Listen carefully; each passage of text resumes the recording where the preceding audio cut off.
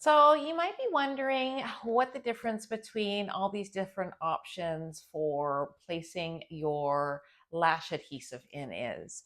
Now, I'm not going to talk about glue rings today. If you've taken a course with me, you probably know how I feel about them. I do not think that they are an appropriate way to be using your glue. There's a lot of hazards involved with that. So what I do, okay, so there's three different options in my world, anyways. The main one would be to be using one of these jade stones, which are really popular. This is what I include with all of my starter lash kits. And I'm going to explain the reason why in a minute. Okay, and then there's these two other options that are quite popular. There's something like this that is a reusable container, and it's usually made out of glass or some sort of stone, and it's got these little glue wells in it. They can be kind of costly to accumulate a multiple amount if you're someone that's really busy.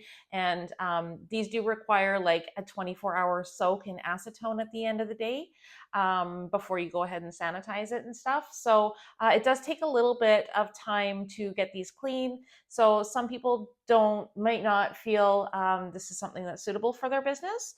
And a good replacement would be something like this.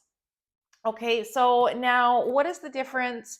And maybe you might be wondering which one's best for you. Okay, so first of all, the jade stone.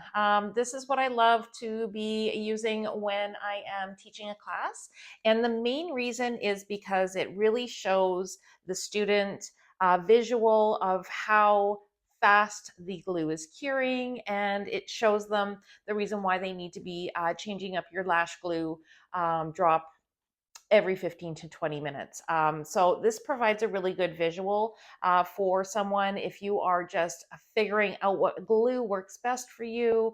And if you've been struggling with finding the perfect glue and understanding how it works, I do recommend switching over to a jade stone.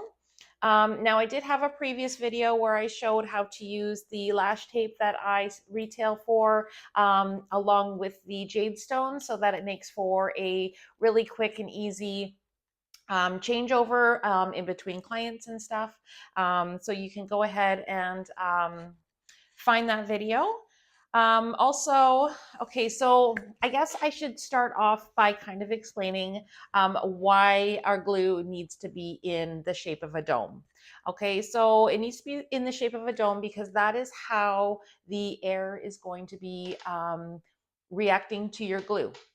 Okay, and the only way how we can really guarantee the best amount of glue is being used on our clients is to just make sure that you're always hitting the center of that dome.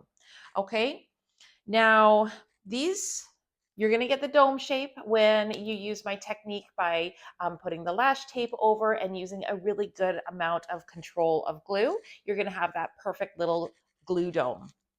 Okay, so now something like this is a dome shape upside down. Okay, this is for advanced lashing, advanced lash artists only. Okay, the reason why I say that is because advanced lash artist means that you already understand how cyanoacrylate works.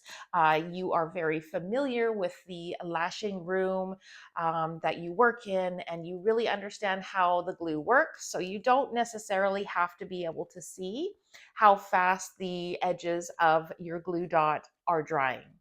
Okay, so this is for someone who already knows how to use the glue. Maybe you've already been using it for a year. You trust it through all the environments that your lashing area might be changing throughout the different seasons.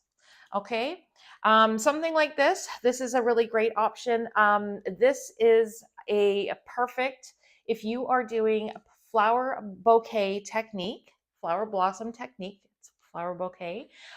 This is actually going to be providing you with the proper amount of glue without dipping too deep. The problem with these is that the glue well is a lot thicker So you actually need 2 drops to fill up one of these. This is only going to take 1 drop of your glue, and it's the perfect amount. You're never going to be getting too much glue, because if you're familiar with handmade volume or mega volume lashing, especially if you use too much glue, your fans are going to just suck close and you're never going to get that super nice fluffy lash look. Okay, so using the proper vessel for your technique and your knowledge and advancement within the industry, whether you're a beginner or an advanced lash artist, it really depends on what type of vessel you're going to be placing your adhesive.